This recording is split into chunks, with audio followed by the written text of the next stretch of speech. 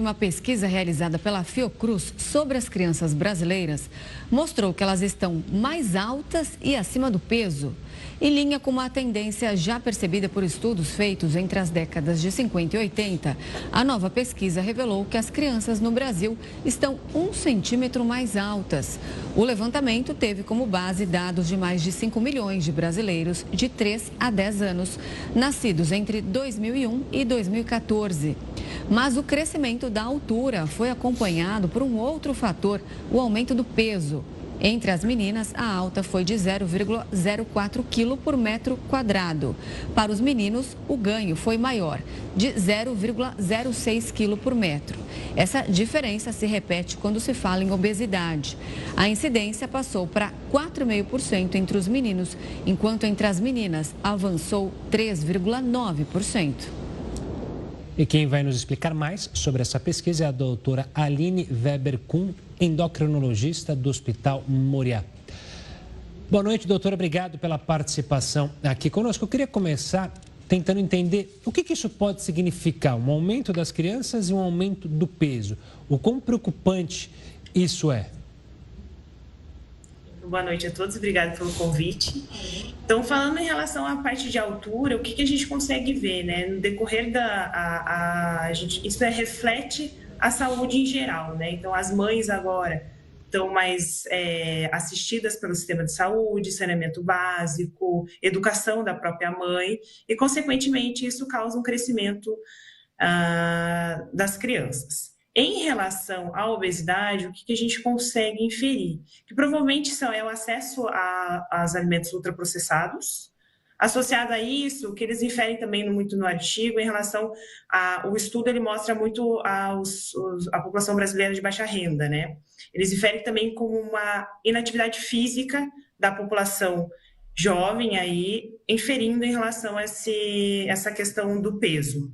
Eles falam também muito por conta do acesso, pessoal de baixa renda, às vezes ficam muito em casa por conta do risco de deixar as crianças, que a gente diz, soltas na rua, brincando, e isso, consequentemente, pode dar um reflexo no aumento de peso. Doutora, quando a gente fala de obesidade, sem dúvida vem uma preocupação falando de obesidade na infância, nas crianças e nos adolescentes. Quais os tipos de problemas que a obesidade pode trazer em relação à saúde, não só em relação à saúde física, mas também a gente sabe que a obesidade pode desencadear nas crianças problemas mentais e emocionais, como o bullying, por exemplo.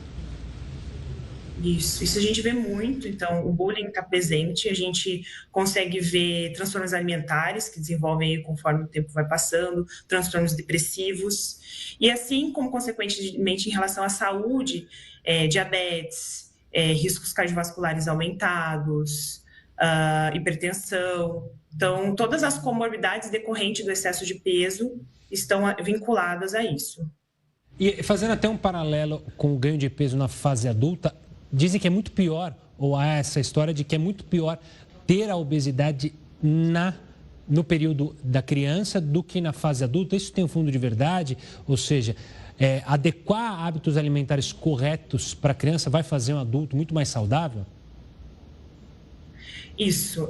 Na verdade, isso tem muito a ver com a educação alimentar, né? Quando a gente cresce comendo errado, a tendência é a gente comer errado no futuro.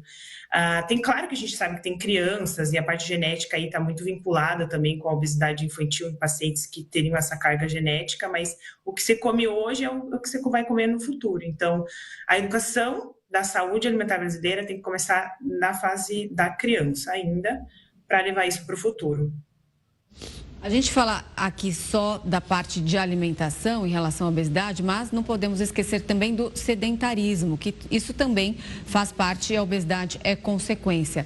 A criança precisa praticar atividade física? Até que ponto? Vejo muitos pais que às vezes exageram até de falar para a criança fazer atividade física em excesso. Qual seria o equilíbrio? Na verdade, para criança, a gente fala assim, é menos tempo em tela. Aqui a gente quer que criança brinque. É isso, brincar, não sei o que gosta de brincar, gosta de pular, jogar basquete, jogar vôlei. Enfim, tem que ir para academia, fazer tal atividade. A gente não gosta muito dessa programação. Mas o ideal é menos tempo em tela e ficar mais tempo ativo. Tá certo, doutora. Obrigado pela participação aqui conosco no Jornal da Record News. Um forte abraço e até uma próxima. Obrigada, boa noite a todos. Boa noite.